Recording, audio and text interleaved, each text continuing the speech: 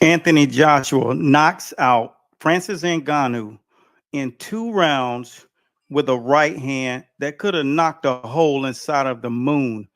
And I'm going to break down each second of each one of these 2 rounds so that it's clear to you what goes on at this level of boxing. And another thing that I'm going to break down to you all is why is it that people underestimate what it takes to be at the top of boxing? It's the hardest sport in the world to learn.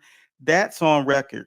That's one of the main reasons that plenty of the world of mixed martial arts are transferring over because they know that if you ever want to be the greatest at something, then you got to be seen on the biggest stage doing that and winning. And that's exactly what Francis Ngannou challenged himself to do. So when we get into this, what we're going to go over is what actually happened in the fight, what was lacking in the fight, and why is this fight going to be talked about for many years to come.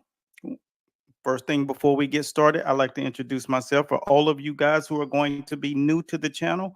My name is Eric A. Bradley, coach that is 4 decades in the world of boxing with over 40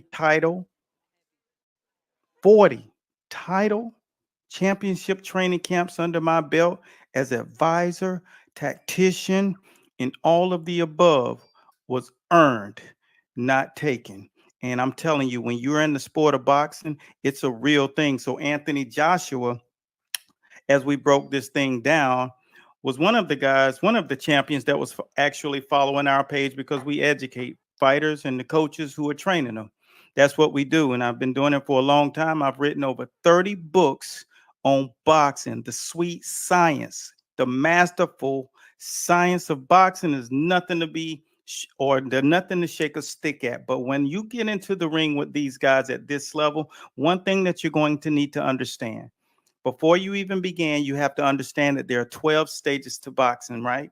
And not now, but after the show, we're going to stream it tomorrow live in our subscriber portal on Instagram, YouTube, and on Facebook in the subscriber portal. So you guys will have a clear understanding. You're just not watching it, but you're going to really see what these stages are and why so many fighters fall short when they get to the point of the title, because that's when the actual levels begin. And that's what most people don't understand. So when they walk out round one, you could tell right then that Anthony Joshua's business. He came out, he set up everything with feints. And why?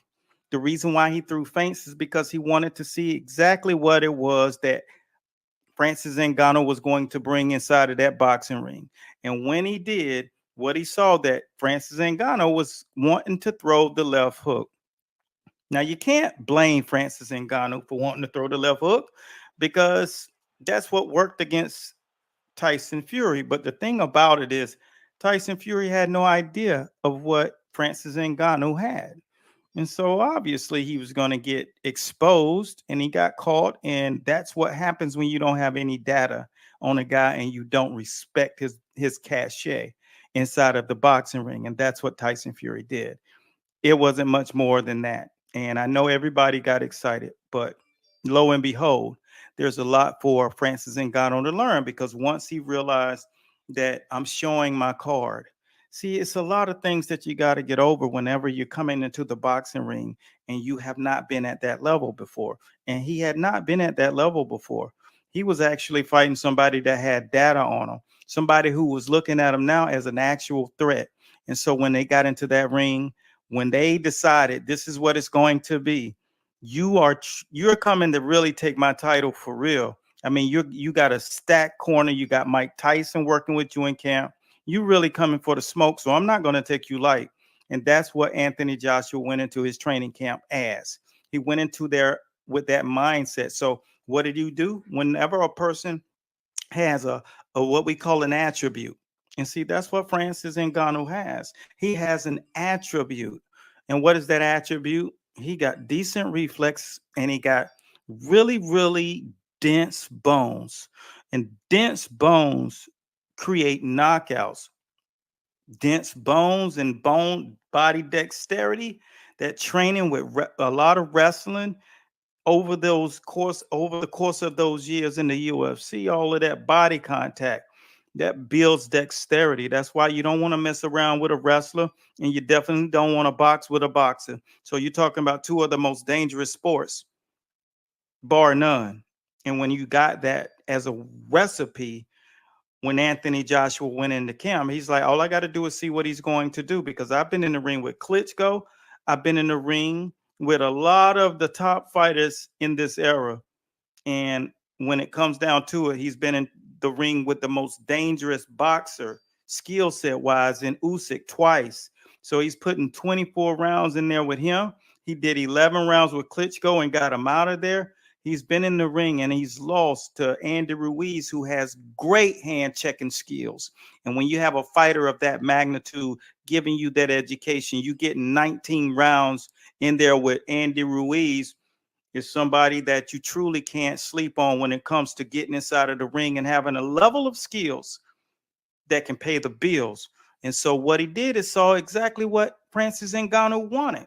Now let me know what you think when it comes down to who did you truly choose? And what do you think was the deciding factor? And I'll get into this next part. So drop it down in the comment boxes, because I want you guys to be interactive with this conversation, because this conversation will continue on after we do this show.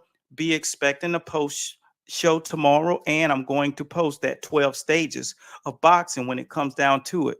Now, once he got him into that place where I'm going to feint you to see what you got, all you got to do at that point is take away whatever he was going to do. So then that's when he started throwing the jab to the body.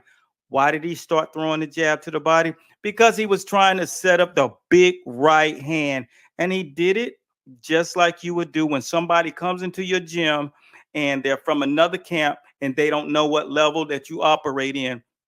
I got the opportunity to work in training camps with over 40 of the best fighters that have been in boxing in history.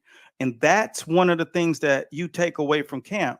Lo and behold, I'm very modest when it comes down to what I was able to experience and the giants that I was able to learn from. But one of the things that you know for sure, when you want to get a big right hand off on a person, you jab them to the body. You jab them to the body. Oliver McCall used to do that stuff. He learned it from Custy Amato and Mike Tyson when he was fighting in training camps with him. He came to our camp, did the exact same thing to one of our heavyweights. And lo and behold, boom, almost dropped him in the ring, sparring, headgear on, 20-ounce gloves. That's the mastery of boxing inside of a ring that's built for championship training camps. You are going to see things that you will never see on a regular day in a regular training camp, because these are the tricks that you can't get access to. And when he did that, I was like, oh, he's going out of there. Within seconds, he had put him down in the first time. Boom! First right hand, he pushed through. And this is what we call piercing. And when you pierce, you don't just punch the target, you punch through the target. He was actually doing that drill before they went out in the locker room. And when you see that, boom, down here and boom, up here, if you get the replay, you can go watch the first knockdown. He had knocked him and detached him from his soul in that round. When Francis Ngannou got up, he realized this. Yeah, the feeling that I had before, it was real. Boxing is different. Everybody, don't just act like crazy bananas. Let's be smart, let's be wise, and be thoughtful. He's a human being, and he went out there to lay it on the line and try to build his legacy. Look where he came from, look where he's going.